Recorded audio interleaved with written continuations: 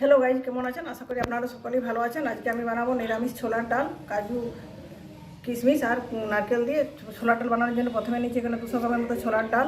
যে ছোলার ডালটা আমি নিয়েছি ডাইরেক্ট শুকনো ছোলার ডাল। যদি প্রেসার কুকারে রান্না করেন তাহলে ডালটা নেবেন। যদি হাতে সময় থাকে অবশ্যই ডাল বানানোর আগে ডালটা ভিজিয়ে নিলে ভালো।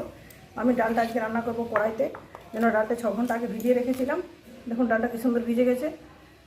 প্রেসার কুকারে রান্না করা যদি বাড়িতে থাকে অবশ্যই রান্না করবেন। কারো প্রেসার কুকার বাড়িতে থাকলেও রান্না করার বিভিন্ন প্রবলেম থাকে, অনেকে প্রেসারে রান্না খেতে পছন্দ করেন না।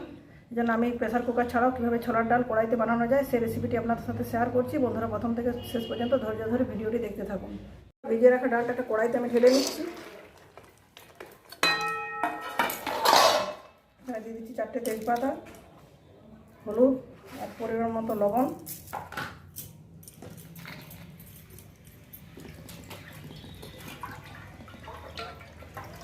হাফ গ্লাসের মতো জল দিয়ে এটা গ্যাসের ওখানে বসিয়ে দিচ্ছি আধ ঘন্টার মতো। ফিরে আসছি আধ ঘন্টা পর। দেখুন বন্ধুরা, ছোলার ডালটা গ্যাসের ওখানে সিদ্ধ হওয়ার জন্য বসে দিচ্ছি। এই সময় গ্যাসের ফ্লেমটা হাইতে দিয়েছি। হাই ফ্লেমে এটা আধ ঘন্টার মতো সিদ্ধ করে নিয়ে ফিরে আসছি। সরি বন্ধুরা, ভুল করে আমার কাজু বলা হয়ে গেছিলো। ডালটা আমি কিশমিশ আর নারকেল দিয়ে রান্না করবো। এই নারকেল যেহেতু ডালটাতে দেবো, যেন একটা নারকেল দেখুন ভেঙে নিয়েছি। পুরো নারকেলটা রাখবো না, নারকেলের একটা টুকরো রাখবে। টুকরোটা ছুরির সাহায্যে যেভাবে তুলে নিচ্ছি নারকেলের দানাটা। আর কিশমিশটা একটা বাটিতে নিয়ে নিচ্ছি। দেখুন এগুলো সবার বাড়িতে থাকে, নারকেলও মোটামুটি সবার বাড়িতে থাকে। আর অনেকে যাদের গাছ আছে তার তো বলতেই হচ্ছে না, বাড়িতে প্রচুর পরিমাণে নারকেল স্টকে থাকে। এবারে ছোটো ছোটো টুকরোগুলো এগুলো কেটে নিচ্ছি।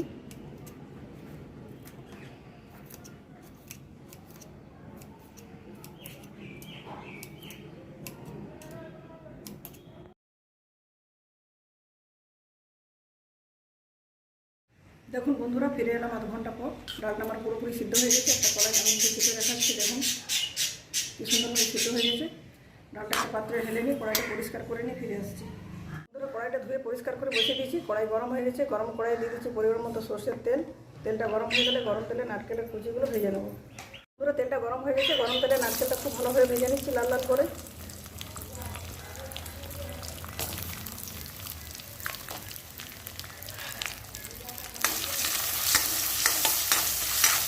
দু তিন মিনিট ধরে নেড়ে চেড়ে নারকেলটা খুব ভালোভাবে ভেজে নিয়ে তেল থেকে তুলে নিচ্ছি।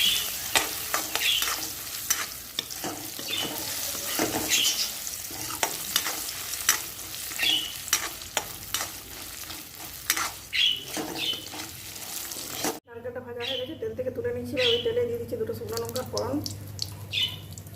হাফ চামচ গোটা জিরে, হাফ চামচ মেথি মৌরি, গ্রেট করা 1 চামচ আদা,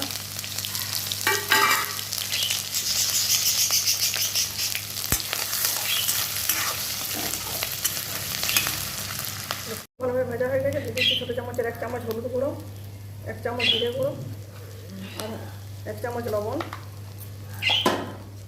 তারপর একটু জল দিয়ে দিচ্ছি যাতে মশলাটা না পুড়ে যায়।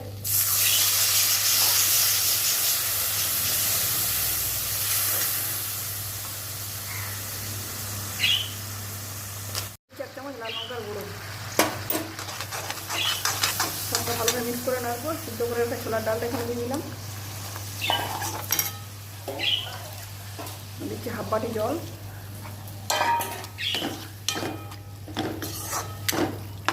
এরপর ডালটা আরও 2 মিনিটের মতো ফুটিয়ে নিচ্ছি। ফিরে আসছি 2 মিনিট পর।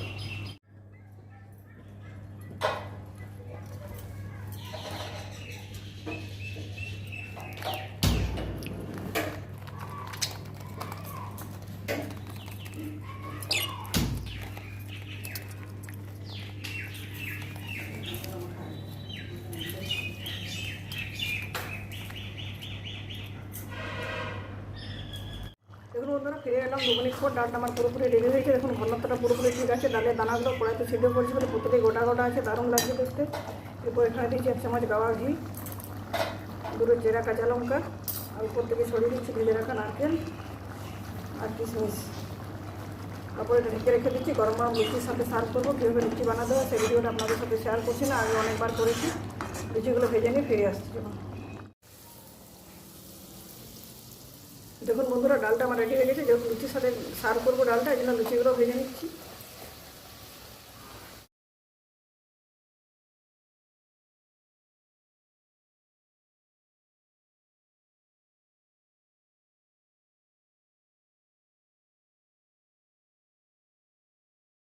বন্ধুরা, গরম গরম ছোলার ডালের সাথে লুচিগুলো সার্ভ করেছি। ছোলার ডালের কথা বললেই প্রথমে লুচির কথা মনে পড়ে। এই ভিডিওটি কেমন লাগলো অবশ্যই আপনারা কমেন্ট করে জানাবেন। ভালো লাগলে লাইক করবেন, শেয়ার করবেন। অবশ্যই সকাল ও সন্ধ্যায় জলখাবারে রেসিপিটি বানাবেন।